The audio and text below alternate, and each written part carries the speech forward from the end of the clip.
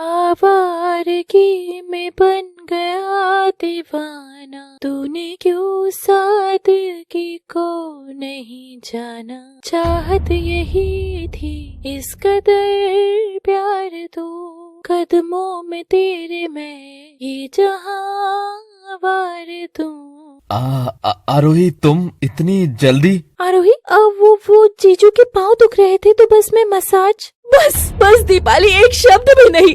अयान तो पराया था ना, पर तू तो मेरी अपनी थी, तो तूने क्यों बेवफाई करी? क्यों दोस्त, क्यों? दीपाली अयान के ऊपर से हट के अपने बाल झड़कती है। हाँ, दोस्त होने के कौन से संस्कार अदा किए थे तूने जो मैं तुझे दोस्त मानूं? ना मेरी कभी पैसों में मदद करी, ना मेरे करियर में कभी काम आई। खुद तो अपनी अमीरी को बैग में लिए घूमती थी और कहती थी बाबा लंदन से ये लाए, ये जापान से लाए। हाँ, मेरे बाबा के पास भी पैसे होते तो मैं लंदन, जापान, चीन के कपड़े पहनती ना। हाँ दीपाली, तेरे मन में इतना जहर? हाँ है जहर, हमेशा से ही है, क्योंकि मैं तेरी तरह अमीर नहीं हूँ ना। मुझे मेरे घर का किराया भी देना पड़ता है और उस घर की राशन की भी चिंता होती है, जो तुझे तो कभी हुई ही नहीं होगी, है ना? बोल ना, सोने की चम्मच में चांदी का लड्डू रखकर खाने वाली मेरी प्यारी दोस्त, बोल। आरोही की आंखों से आंसू थम नहीं रहे थे। वो करुणा भरी निगाहों से अयान की ओर देखती है। अयान की भी आंखें नम थी। वो आरोही को संभालने के लिए उसकी ओर बढ़ता है कि तभी दीपाली उसका हाथ थाम लेती है। बस करो, अब वो वाला नाटक करने की जरूरत नहीं है। अब इसे सच बता ही दो कि ये बहन जी से तुमने बस इसकी दौलत के लिए शादी की थी। जान करते हुए जान ही अटक जाती थी। हाँ जान, दीपाली एकदम सही कह रही है। वो सादगी, वो तमीज, वो तहजीब इसीलिए तो थी ताकि मैं एक अमीर लड़की यानी कि तुमसे शादी कर लूं और दुनिया का बेस्ट नॉन लालची हस्बैंड बन जाऊं। लेकिन तुम चिंदी निकली, तुम भी मेरे लिए वेस्ट। अब बीवी बनाकर लाया हूँ तो कुछ तो वसूली करनी थी ना तुमसे जान। अयान आरोही को पकड़कर जोर से भींचता है और वो घबरा उठती है। तुम इतनी कंजूस और चिंदी निकली कि बाप के घर से दौलत तो छोड़ो, जेवर तक नहीं लाई। अरे कुछ लाती तो हमारे काम आता ना जान, लेकिन नहीं, तुमने तो ऐसी ईमानदारी और इच्छा दिखाई जो मेरे लिए घाटे का सौदा हो गया। सौदा? हाँ, सौदा ही तो थी तुम। नहीं, एक्चुअली तुम जुआ थी। सोचा था तुम पर बाजी लगाता हूँ, लेकिन तुम फुस्ती निकली। लगा था बैग में सोने की ईंटें भरकर लाएगी ये लड़की, लेकिन नहीं। इसे तो पसंद था कबूतर खाने में रहना, लेकिन नहीं, मुझे नहीं था। मुझे नहीं पसंद है गरीबी, समझी? अयान बस करो, अयान बस करो। अब बात निकली है तो पूरी तो सुननी होगी ना। हाँ, वो नथुतराई का प्लान माँ का नहीं, मेरा था, मेरा। एक रस्म को एक सौदे में कैसे बदला जा सकता है, ये खेल मेरा ही था। और भला वो वेद का, जो उससे 25,000 कीमत तो वसूल हुई, वरना तो ये औरत नहीं, ये मेरी इज्जत, प्रतिष्ठा, अनुशासन करते करते चीखे मारने लग जाती। नाउ प्लीज, तुम्हारा हो गया है तो गेट आउट। मुझे और अयान को वो सब मजे करने दो जो तुम नहीं दे सकती, समझी ना? और आरोही, दोस्त कैसे होते हैं ये वेद से सीखो। बाप की इतनी दौलत है उसके पास कि उसके कुछ छींटे मुझ जैसे के ऊपर वो गिरा देता है, वरना तुम जैसी हो तो तुमसे तो वो भी नहीं हो सका। उसी के रहमो करम पर चल रही है जिंदगी। निकलो यहाँ। रुक क्यों गए? इसे वो बात भी बताओ ना। नहीं, अभी के लिए इतना काफी है। वैसे भी लौट कर बुद्धू घर को ही आना है। अब बाप के घर ये किस मुंह से जाएगी? जवान बूढ़े सब उम्र के लोगों को अपने बदन का हसीन नजारा तो मैडम दे ही चुकी है। अब जाकर क्या बाप को ये कहेगी, लो बाबा मैं लौट आई, चप्पे चप्पे में अपनी इज्जत को लुटा कर।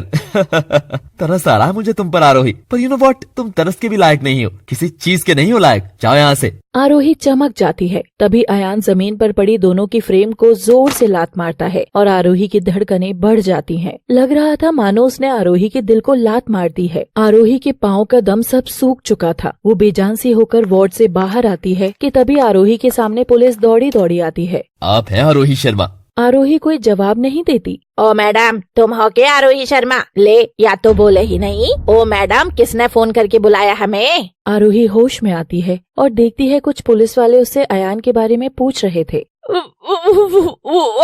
लेकिन कोई एक्सीडेंट नहीं हुआ, किसी को नहीं पकड़ना, कोई दोषी नहीं है। अगर सबसे बड़ा कोई दोषी है तो मैं हूँ। बहन, मेरे पास दौलत थी, इसमें मेरी क्या गलती है? हाँ? क्या गलती है? बोल देते, दौलत चाहिए दे देती। रिश्ते में लेन देन होता है, मैं नहीं जानती थी, बेवकूफ थी मैं। इसलिए मुझे ले जाओ और डाल दो सलाखों के भीतर। शायद इस जहान की कैद से वो कैद मुझे बचा सके। ले जाओ मुझे बहन जी, मुझे बचा लो। कितनी पीली दोपहरी में ही। साहब जी मुंह सूंघ के देखो के। अरे मैडम नीच चढ़ा रखी है कि दारू? जितना पूछो है उतना बताओ ना। क्या लिए रोना का कार्यक्रम चला रही हो? हमने नहीं सुनना। पति किधर से तुम्हारा? आरोही समझ गई थी कि इस जहान में कोई किसी के गम की कहानी सुनने में रुचि नहीं रखता है। दुनिया इतनी तेज भाग रही है कि अगर कोई उदास इंसान लड़खड़ा जाए तो उसे संभालने के लिए दौड़ते भागते लोग कभी भी रुकेंगे नहीं। और आरोही वार्ड की ओर जैसे ही इशारा करती है वो लोग आगे बढ़ जाते हैं। वो लोग वार्ड का दरवाजा खोलते हैं और देखते हैं कि दीपाली और अयान तो अस्पताल में ही एक दूसरे के हुस्न का मजा ले रहे हैं। साहब जी इधर तो रंगीन पिक्चर चल रही से। राम राम राम राम। पुलिस की आवाज सुनते ही दीपाली अयान घबरा जाते हैं और हड़बड़ा कर कपड़े पहनने लगते हैं। ना रहन दो, ये भी ये घर ही तो है तमरा। एक आध मुजरा भी कर लो, है ना? बेशर्म लोगन को शर्म नहीं आती। अरे यो जान बचाने की जगह सा कोई हवस मिटाने की नहीं। बीवी बाहर वाली अंदर समा जा रही। वाह रे लड़के। आप यहाँ और ये सब तो कहीं इंस्पेक्टर साहब। अयान ये गाड़ी के नंबर आपके हैं? हाँ, कल रात सड़क किनारे आपने जिस बाइक वाले को ठोका था उसने आपके खिलाफ कंप्लेंट कराई है। चलो हमारे साथ थाने। अरे आजा राजा, क्या पत्नी लड़कियों को ही छूने देता है क्या? देख मैं भी तो औरत हूँ। थाने चलकर ऐसी मसाज दूंगी कि तेरे अंग अंग खुल जाएंगे। अयान तो घबरा गया था और दोनों अयान को गर्दन से पकड़कर उसी अधनंगी हालत में अस्पताल से बाहर ले जाने लगते हैं। तभी कोने में खड़ी रोती आरोही पर अयान की नजर पड़ती है। आरोही, अरे सर 2 मिनट, मेरी बीवी है सर, बात तो करने दो। आरोही मैं फंस गया हूँ। जान तुम थाने पहुँचो और डैड को बोलो कि कोई बढ़िया वकील भेज दे। आरोही। अयान की ऐसी घबराहट भरी आवाज सुनकर आरोही रुआसी सी होकर पुलिस की जीप के पीछे रोते हुए भागती भी है, लेकिन जीप और अयान पल भर में उसकी आंख से ओझल हो जाते हैं। अयान! अयान! अयान क्यों क्यों क्यों अयान क्यों? आरोही सड़क पर बदहवास सी पड़ी हुई थी। वो इतना चीख कर रोना चाह रही थी कि गम उसकी हलक से निकलकर आसमान में उड़ जाए। लेकिन आरोही ने अपनी जिंदगी में जिस पीड़ा को गले लगाया था वो इतना जल्दी उसका पीछा नहीं छोड़ने वाली थी। आरोही एक बहुत बड़ा ट्रक अपनी ओर आता देखकर मुस्कुराती है। ईश्वर, अगर तू है तो आज मुझे अपने पास बुला ले। आरोही आंखें बंद कर लेती है और ट्रक हॉर्न बजाता हुआ आगे बढ़ रहा था कि जैसे ही वो करीब आता है जोर से एक हाथ आरोही के बदन को थामकर उसे वहाँ से खींचकर किनारे ले आता है और ये देख आरोही बिलक उठती है। नहीं नहीं नहीं, क्यों क्यों? मैं कहानी ही खत्म करने जा रही थी मगर तुम सब न जाने मुझे क्यों जीने दे रहे हो। मरने दो मुझे। वो वेद था जिसने आरोही को बचाया था। वेद आरोही की ऐसी अजीब बात सुनकर इरिटेट हो जाता है। देखो मुझे तुम्हारे आंसुओं से फर्क नहीं पड़ता। पुलिस मेरे दोस्त को स्टेशन उठा ले गई है, मुझे जाना होगा, तो ये सब तमाशा अब तुम घर जाकर करो।